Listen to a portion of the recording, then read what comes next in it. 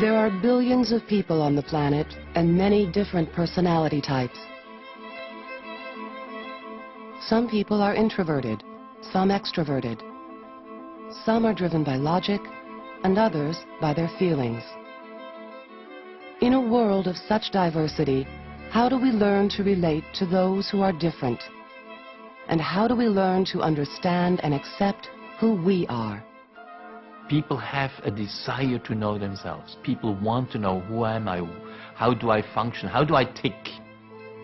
These questions were at the heart of the pioneering work of Dr. Carl Gustav Jung, a Swiss psychologist who began working at the turn of the 20th century. Despite the conformity in dress, behavior, and attitude dictated by his time, Jung championed individuality, and he invited his patients to embrace the unique person each was meant to be. Jung said, okay, that's what society tells you, that's what's expected of you, but what do you think? How do you feel? He said that we all need to get to know ourselves better and know our motives better. And if we could really look at that more, that we would be able to be more accepting of differences. In his own life, Carl Jung embarked on a painful journey of self-discovery, and the lessons he learned provided inspiration for generations to come.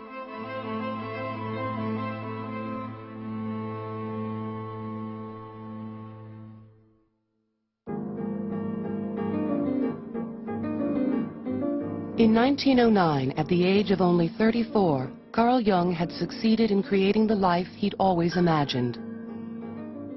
Born the son of a poor country minister, Jung married the wealthy Emma Rauschenbach. Together they built an idyllic home and family. Jung had worked his way through medical school and had become a world-renowned psychologist in Zurich. And as the chosen heir apparent of pioneering psychoanalyst Sigmund Freud, Jung was at the center of a revolution taking place in the world of psychology. That revolution was based on Freud's radical concept of the unconscious. At a time when Victorian society prided itself on being highly rational and civilized, Freud argued that people were really driven by repressed urges they weren't even aware of. Jung was one of the few who had embraced Freud's provocative ideas. The pair quickly became partners in promoting psychoanalysis around the world. And slowly they were gaining the respect of the mainstream medical community. In Freud, Jung had found not only an important professional mentor, but also a father figure. His own father died when he was just 20. The death of Carl Jung's father ended any money coming into the household. And it was up to him then. He was the only son. It was up to him to take care of both his mother and his sister. And so keep in mind, Jung was sort of an orphan. He looked for a guide, a father, you understand, and he found that in Freud. Jung's future seemed secure, but there was just one problem. Jung had nagging doubts about some of his mentor's theories. For Jung, Freud was too close, too narrow. Jung was very open. He closed his eyes to nothing. Jung spoke about Freud in a 1959 interview. I liked him very much, but I soon discovered that when he had thought something, then it was settled, while I was doubting all along the line. Freud's theories on the sex drive were particularly troubling to Jung. While Freud believed that sexual urges were the sole driving force behind human behavior, Jung believed that we are influenced by many other factors, like religious beliefs, the need for approval, and the drive for power. Freud said, in effect, no, it's sex or nothing. And Jung said, I can't accept this theory wholeheartedly. And this is really what caused the rupture between them. Things came to a head in 1913 when Jung published a book which directly contradicted Freud's theories. Unwilling to tolerate dissension in his ranks, Freud cut all ties to his former protege. Jung's mentor now became his most outspoken critic. Carl Jung was ostracized from the psychoanalytic movement he'd helped to establish. It was a big blow to Jung.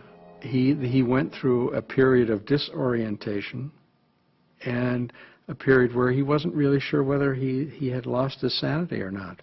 Though the separation was in the coming, it threw Jung into a deep depression, which, however, was beneficial.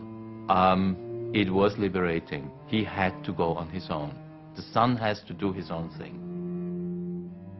Ultimately, Jung would go on to do his own thing, but the years ahead would be difficult. Just months after Jung's own life had been shattered, the fabric of Victorian society was also torn apart. As World War I exploded across Europe, Jung retreated to his house on Lake Zurich to fight his own internal battle.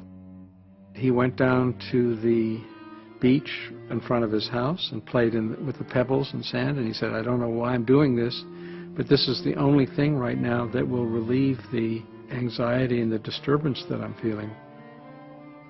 From there, he went into what he calls the confrontation with the unconscious. Desperate to find his way personally and professionally, Jung began a process of deep self-analysis. He spent hours alone recording his thoughts, analyzing his dreams, and making elaborate drawings as a way to express the deepest parts of his unconscious.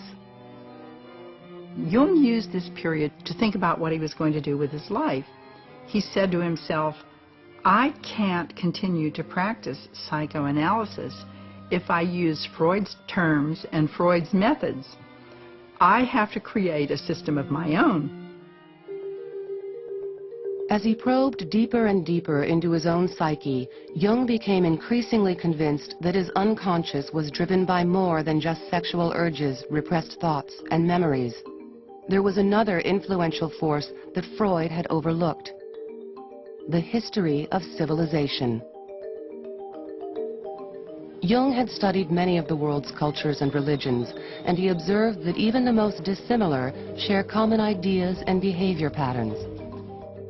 He found, for example, that Native American Indians had certain stories and rituals in common with tribes in Africa and other cultures throughout the world.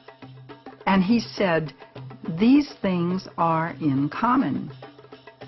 And these people don't know anything about each other. They have no way to communicate with each other. How is it, why is it, that they are all telling a very similar, if not the exact same, version of this same story?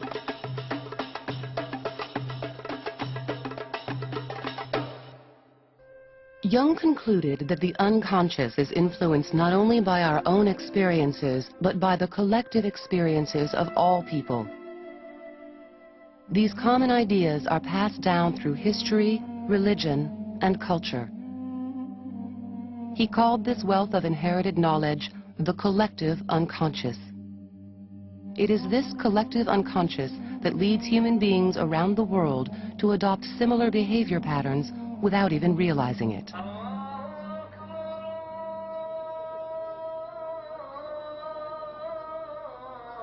Every culture has certain classical, typical behavior modalities, like the hero. You can go from east to west, north to south. You can recognize a hero. You can recognize a soldier. You can recognize a healer. Or the father as the great good figure who dispenses all knowledge and all wisdom. An unforgiving, disapproving mother. These are universal behavior patterns. They just appear in different clothing at different times.